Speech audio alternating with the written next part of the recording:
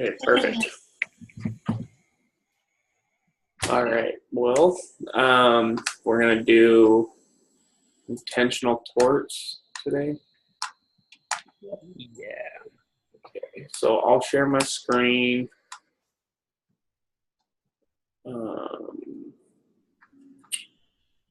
Sorry. There we go.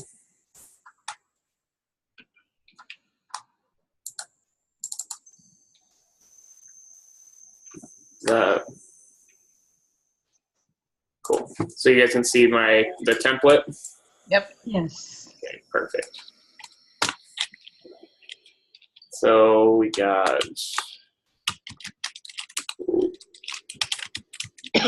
what was your last name again? Millspots, Millspaughh.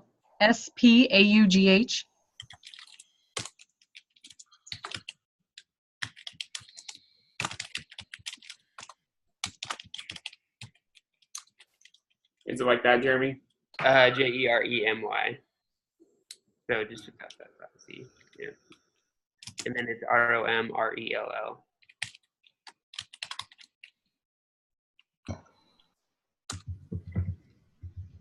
Or Romrell. Oh, Romrell. My bad, man. Yeah. And then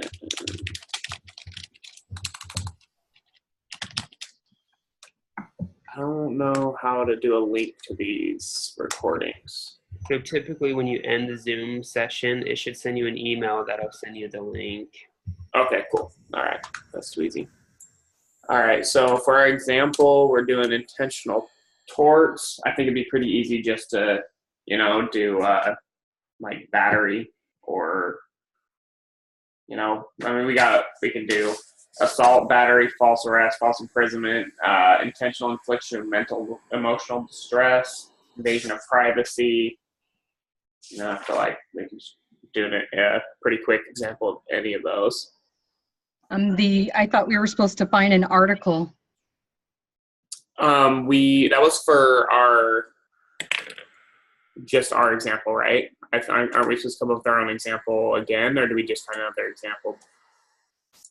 No, I thought we were supposed to use one of our examples, decide which one applied the best and use that one. Okay.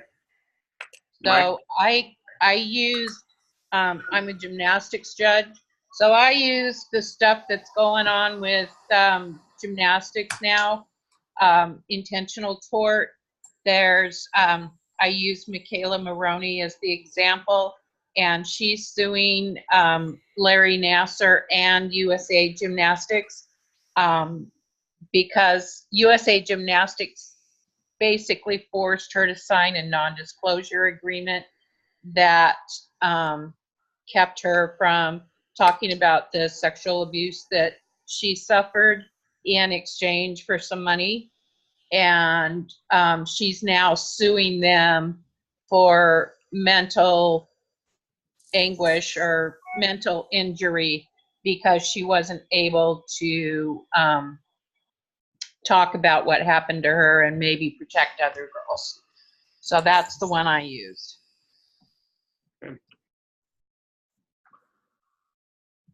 I use. Oh, sorry. I use the a woman pleads guilty to an assault that led to a car wreck. Basically, Kimberly Sue Canterbury was driving the victim and her husband to a doctor's appointment. The husband, who suffers from dementia, put out his cigarette on the back of Kimberly's car seat. When she asked him not to do it, he became combative and an altercation broke out among the three. Kimberly said the victim was going to strike her with a cane, so in order to prevent a wreck, she hit the victim in the face. They ended up wrecking the car anyways, and the victim suffered a half-inch laceration above her right eye and other abrasions on her forehead. So is the victim the one that was driving, or she's the guy's wife? Yeah, the victim in this case was the guy's wife. The driver's the one that struck her. That she's suing? Yeah, the victim is the one that got hit above her eye. Oh. So she was the husband's wife. So the driver hit the husband's wife, or the driver Yeah. hit the husband? No, the driver hit the husband's wife. It's crazy. Oh, okay. Yeah. Did she, I guess my question would be, and this would come back to some of our reading. Did the driver intend to hit her, or did she intend to hit the husband and unintentionally hit her, but because she had the intent to hit somebody, it doesn't matter, so it's still an intentional tort? Is that? Well, I put this as an example of an intentional tort, as there was a private wrong committed when Kimberly Sue Canterbury, 46, trespassed against the 71-year-old woman when she hit her in the face. She admits to assaulting the woman. It says, quote, "I didn't mean to hit her. I really didn't. I was just trying to stop her from hitting me and wrecking the car, and we ended up wrecking anyways." Sounds like a mess. Yeah, but that might be a good one to use because it's got some different like twists and turns to it. It's not just obvious, I guess. Right. So that's one to think about, I think. Jeremy or Alex, you want to share yours? Yeah, so I did mine on a Toledo man pleads guilty in a mortgage fraud case. So essentially, this 38-year-old from Toledo started his own mortgage company where people couldn't get into, well, they couldn't provide a mortgage for themselves, so they would go to this program to get assistance in getting a down payment. But then Jason would go and he would, after they had gotten into their home, he'd go and be like, "Hey, you need more money to do this." But instead of putting the money towards the company or towards the mortgage, he would take that money and him and his partners would go to like nice restaurants, sporting events, and using it for their own pleasure. And over 5 years, they embezzled $1.5 million. So they were intentionally committing fraud. And a lot of people, because of it, like it said, there were like 80 people affected, but they lost their homes and now they're in really bad position. So Okay, that's a good one. Yeah. So mine was about a guy in Baltimore. He so some sorry, I'm reading to make sure. So a detective wrote out a search and seizure warrant against this guy.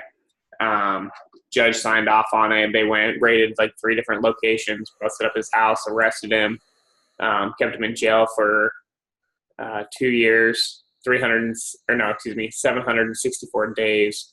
And then when his lawyer started to pick holes in the seizure, the search and seizure, it was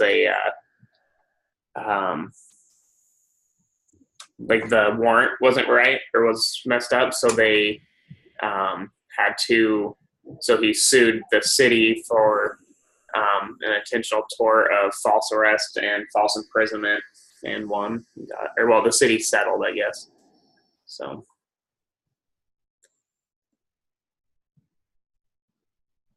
So was it like mistaken identity, or No, it was didn't have the they just, procedural law stuff in line? Well, I mean, it violated his Fourth Amendment right of like an unreasonable search and seizure, because the warrant wasn't didn't have enough, like the warrant was kind of shady, so they instead of actually going off of what he had actually done, they said, hey, they couldn't have found all this evidence on him because the warrant wasn't like good enough, or the reason behind it wasn't good enough, and so a U.S. District Court judge said it was like reckless disregard for the truth, and overturned the conviction because of that. So he sued on false imprisonment and false arrest. Okay. So what are we thinking?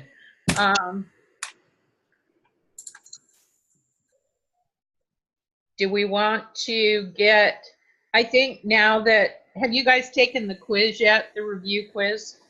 No. I haven't. Okay.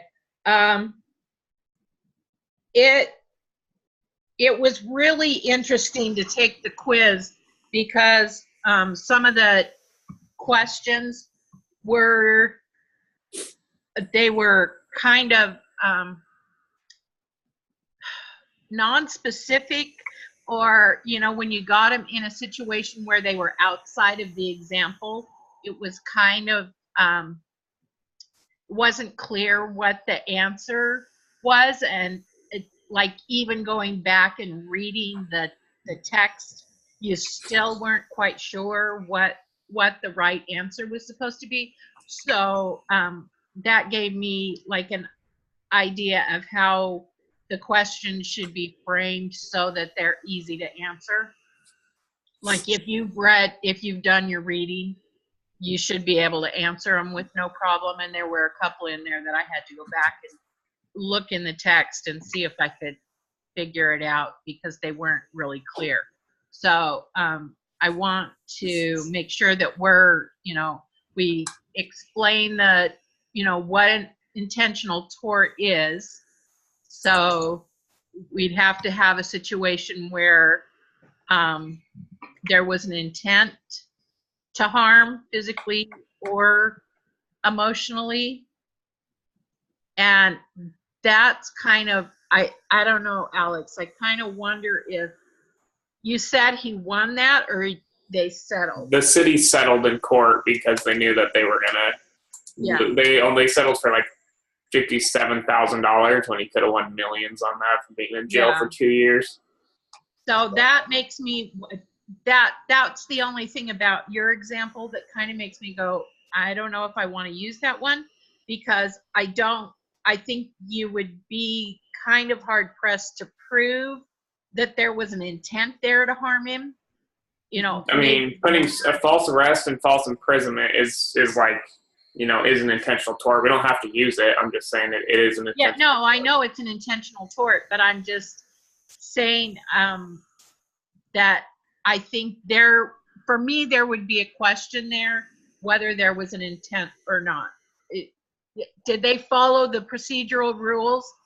No, obviously, or else they wouldn't have kicked it out on appeal. But was there an intent to harm this guy? I don't know. And I think that's why the guy was willing to settle for what, 57,000 over 2 years. Right. You know, that seems kind of low to me, and maybe that's why, is because he was concerned about proving the intent too. So but I liked Valerie's because there was, in the reading, it said that just because you hurt somebody that you didn't intend to hurt, if you were intending to hurt somebody, then that transferred the intent to that person. Like when the example they used was throwing a brick through the window. He meant to throw the brick through the window and harm her her property, but he actually hit the lady inside, and so then that became battery, because even though he didn't intend to hurt her, he intended to hurt her property. So I like that one. I like Valerie's as well too. Okay. On mine, I listed some quiz questions and the answers already. Oh, awesome. Cool. Do you want me to show you what I have? Yeah. Yeah. How do I do that? How do I share my screen? Like So at the bottom, let me share see. screen? Let me see if I stop share. Can you see at the bottom? There's like Little Yeah, green box. Screen thing? yeah. Okay. And if you still have your example like saved, can you just send it to me in email so we don't have to Sure. retype it all out? Oh, sure.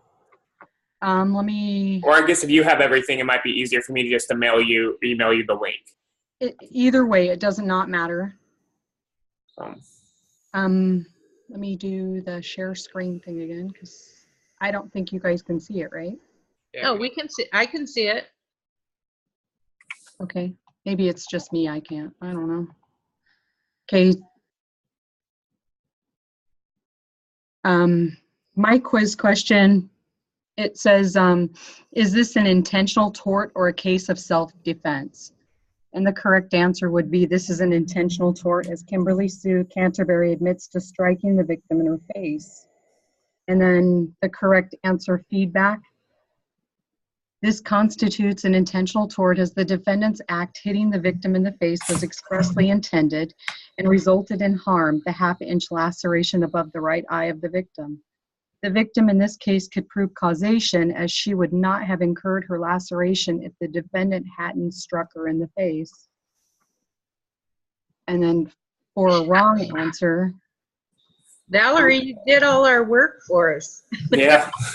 I wasn't sure what we were supposed to do. I couldn't remember from last week what we even did. Well, it looks like you killed it. I didn't know. You should have started with this. We could have saved some time. I don't know. So the wrong answer, I put this is a case of self-defense because the driver, Kimberly Sue Canterbury's car was being damaged by putting the cigarette out on the back of the seat. And I put, for the wrong answer, 1, feedback. This could also be considered an intentional tort as the victim's husband caused damages to the vehicle belonging to Kimberly Sue Canterbury. And then I put, if Kimberly Sue Canterbury had acted reasonably and pulled the car over to the side of the road to prevent an accident, then she might have a case against him. You know, because he damaged her car. Yeah. And then wrong answer 2, I put this is a case of self-defense because the driver, Kimberly Sue Canterbury, thought the woman was going to hit her with her cane and was trying to prevent an accident that could potentially cause more harm. But the feedback there, I put Kimberly Sue Canterbury's conduct was not reasonable under the circumstances because she could have handled the situation differently and prevented harm. Kimberly Sue Canterbury should have acted in a reasonable manner by pulling the car over to the side of the road and coming to a complete stop to prevent an accident that could potentially cause more harm. And then wrong answer 3, I put this constitutes an intentional tort as the driver was not liable for the injuries sustained by the victim. And the wrong answer 3, feedback, intentional torts require an intentional wrongful action resulting in harm such as assault and battery. The damages sustained by the victim, the laceration over the eye, where she was struck by Kimberly Sue Canterbury, would not have occurred if she had not struck the victim. I don't know. That's, No, looks great. yeah, there's a couple of spelling Okay. issues. Wrong answer 1 or wrong answer 2, it says this is a case of self-defense. Oh, defense that. And then, where was the other one?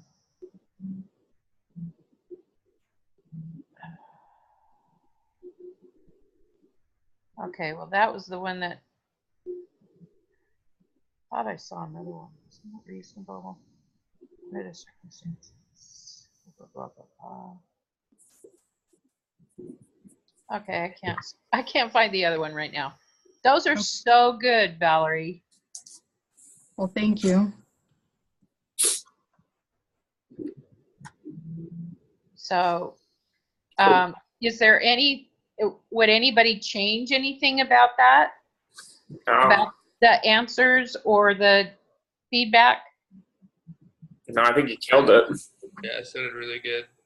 Yeah, on the quiz, it actually has, if you get the wrong answer, you can, when you go back and review it, so you can take the test, the quiz 3 times. So, and if you get a wrong answer, when you get your quiz feedback or quiz, you know, where it tells you what you got right and wrong, you can click on the feedback for the ones that you got wrong, and it tells you, it then pops up with the feedback that you have listed for those. So I think those are all really awesome. I think they explain really well everything. Okay. So if we I'm impressed. If we don't want to change it, should we start working on our project that's due next week, that group project? I think that would be smart. I haven't had the chance to read the case yet, so. I haven't either. Yeah, I think it might be better to just prepare this week and maybe just send Okay. emails and then meet tomorrow or next week to finalize everything because I haven't had time to prepare for it either. Yeah, I've read through the case, but I'm not quite sure what it is we're supposed to be doing with it. Yeah, Like that's what I everybody- wasn't sure. Yeah, everybody's supposed to be doing the amicus thing for it, but then we're supposed to go in more depth, I think, and explain like the law behind the decisions that were made. Because when you read the full case, you find out, like the one that we have is, I think it's the one about the Harrier jet. Pepsi had an ad campaign where you could earn points and buy Pepsi, like Pepsi logoed stuff. And on the commercial, they had a Harrier jet with a Pepsi logo on it. And on the commercial, it said like you had to have 7 million or 700 million points or something to get the Harrier jet. And so this guy decided that he would try to get this Harrier jet, and Pepsi had a thing where you could buy points. And so he got a bunch of investors together and got enough money to buy the points that you needed for the Harrier jet, and then sued Pepsi because they wouldn't, they didn't have a Harrier jet for him. So it's about, what the reasonable expectation of advertising is. And so I think what we're supposed to do is just kind of explain the law of how the case turned out. But I'm interested to see how the people that have the one this week handle it. Maybe we can get a better idea of what we're supposed to do. There's an example on the instructions. It's like a 1 minute and 33-second example. Okay. But yeah, if you go and look at the instructions, there's an example that shows it. But I don't think, I think if we just take this next week to kind of prepare and then maybe just email, that way we all have more time to, study and do some research. Yeah. Okay. That sounds good. Cool. And then next week we'll do this deal together and then final up Finalize it. Yeah. Cool. That Sounds good. Well, sweet. Well, Valerie, I'll email you the link to this recording. Okay. And then we'll just I guess we'll just keep in contact through email and then meet again next week at 10. Okay. Okay. And Valerie, you're going to submit all of this, I guess. Sure. All right. Well, cool. I'm going to stop the recording and I'll send you that link. Sounds Okay. good. Sounds Cool. good.